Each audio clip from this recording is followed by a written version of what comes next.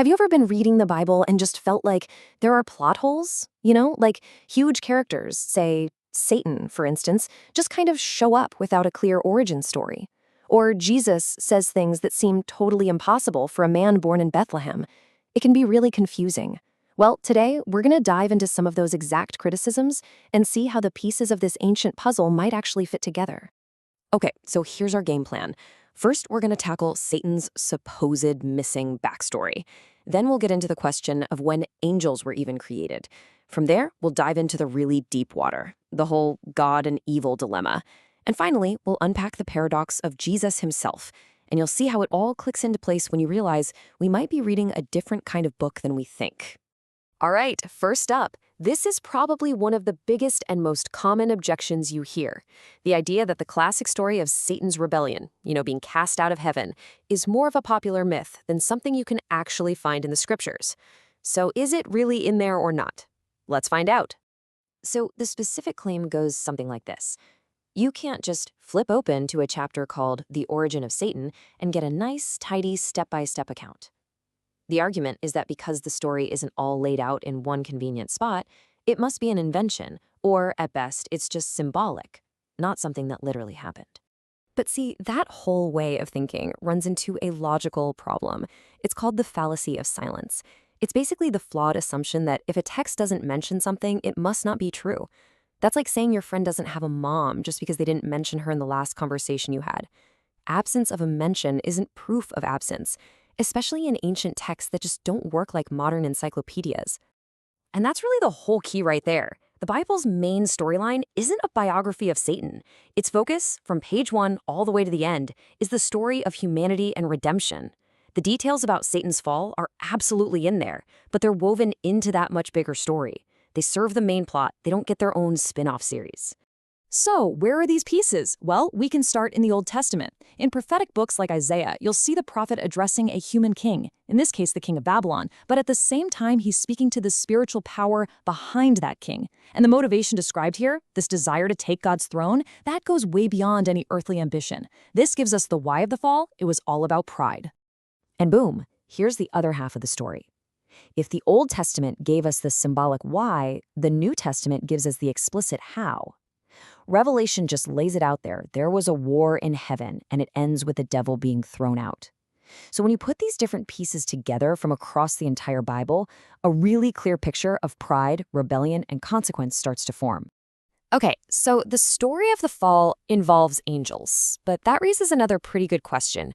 If these beings are so important, why does the main creation story in Genesis chapter 1 seem to completely ignore them?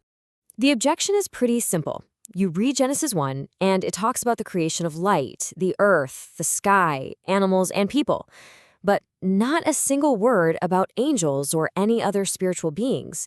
And for a lot of people, that looks like a huge oversight, maybe even a flat-out contradiction. But here we go again. The answer is found when you look at the whole library of biblical texts, not just a single chapter.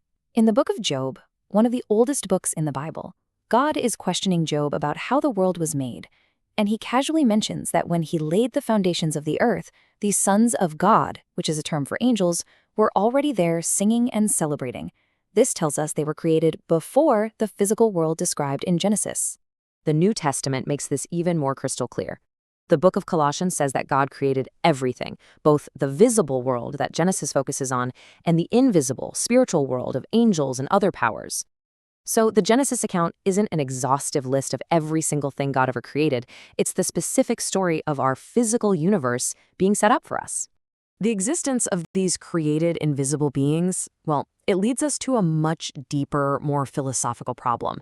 If God is all-knowing and all-powerful, and he created the angel who he knew would rebel and become Satan, doesn't that make God responsible for all the evil that came from that? It's a tough question. The way to unpack this is to avoid something called a category error. That's just a fancy term for confusing two things that are actually in different categories. In this case, the error is confusing God's foreknowledge, knowing what will happen, with causality, actually making it happen. They are not the same thing. Knowing an outcome is possible is completely different from causing that outcome. So the theological answer kind of breaks down into three parts. First, the texts say God's creation was perfect. Second, a crucial part of that perfection was free will. Think about it. For love to be real, it can't be programmed. The choice to rebel had to be a genuine option. Otherwise, the choice to love wouldn't mean anything. And that brings us to the third point. God's foreknowledge let him see the rebellion coming, but his commitment to free will meant he didn't cause it or program it to happen. Okay, let's shift gears to the last and maybe the most mind-bending paradox of them all, the nature of Jesus Christ. He makes claims that just seem to defy space and time. I mean, how could a man who lived 2,000 years ago say that he personally witnessed a cosmic event that happened before creation itself? The key to unlocking this puzzle is a core Christian doctrine called the hypostatic union. Now, it sounds really complex, I know, but the idea behind it is pretty straightforward. It's the belief that Jesus is one single person who has two complete natures. He isn't half God and half man. He is 100% God and 100% man at the very same time. And this is where you can literally hear him speaking from both natures. In the book of Luke, he's speaking from his divine eternal perspective, saying he saw Satan fall. Then in John, when people question his age, he doesn't just say, I existed before Abraham. No, he says, before Abraham was, I am, using the eternal divine name of God for himself. This idea of two natures in one person really explains so much. You see his human side when he gets tired, when he feels sorrow, when he prays to the Father in the garden.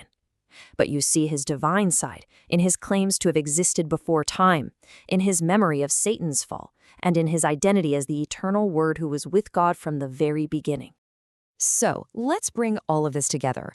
All these things that look like contradictions might not be flaws in the text at all. Maybe, just maybe, they're the result of us not quite understanding what kind of literature we're even reading. So when you lay it all out like this, you start to see a clear pattern.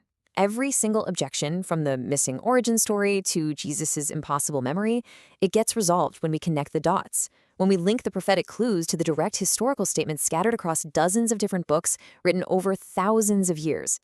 Ultimately, a lot of the frustration people feel comes from trying to read the Bible like a modern novel, expecting a neat, chronological biography for every character. But that's not what it is.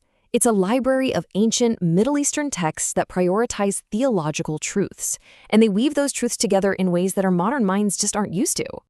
And that kind of leaves us with a final question to chew on. This isn't just about the Bible, really. It's about how we approach any complex ancient text. What other layers of meaning, what other amazing insights are revealed to us when we stop trying to force them to tell the stories we expect to hear, and instead just start listening for the truths they were actually designed to tell?